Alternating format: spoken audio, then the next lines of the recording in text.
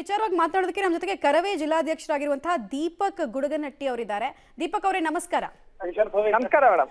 ದೀಪಕ್ ಅವರೇ, ಇಷ್ಟೊತ್ತು ನಮ್ಗೆ ಈ ಕಂಡಕ್ಟರ್ ಕೇಸ್ನಲ್ಲಿ ಕನ್ನಡ ಮಾತಾಡುವಂತಹ ವಿಚಾರನೇ ಹಲ್ಲೆಗೆ ಕಾರಣ ಆಯ್ತು ಅಂತ ನಾವು ಅಂದ್ಕೊಳ್ತಾ ಇದ್ವಿ. ಬಟ್ ಈಗ ನೋಡಿದ್ರೆ ಪೋಕ್ಸೋ ಟ್ವಿಸ್ಟ್ ಸಿಕ್ಕಿದೆ.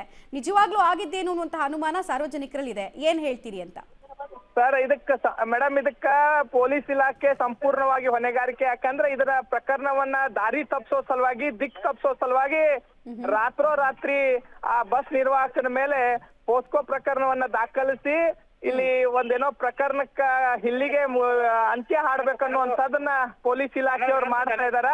ಅದಕ್ಕೆ ಇದು ಸಂಪೂರ್ಣವಾಗಿ ಸುಳ್ಳು. ಅದು ಯಾವುದೇ ಕಾರಣಕ್ಕ ಆ ಯುವತಿಯ ತಂದೆ ವಯಸ್ಸಲ್ಲಿರುವಂತ ಆ ಕಂಡಕ್ಟರ್ ಮೇಲೆ ಸುಳ್ಳೆ ಪೋಸ್ಕೋ ಕೇಸ್ ಅಂತ ಹೇಳಿ ಒಂದು ಸೃಷ್ಟಿ ಮಾಡ್ತಾ ಇದಾರೆ.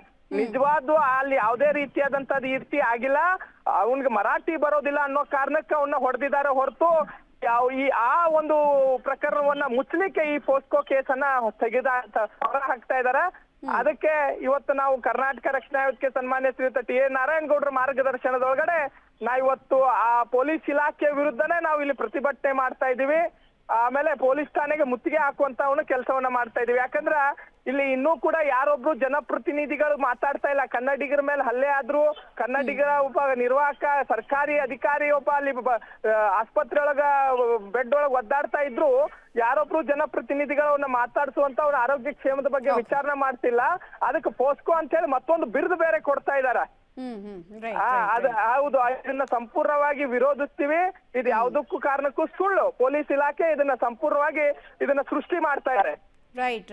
ಥ್ಯಾಂಕ್ ಯು ದೀಪಕ್ ಅವರೇ, ಪಬ್ಲಿಕ್ ಟಿವಿ ಜೊತೆಗೆ ಮಾತನಾಡಿದ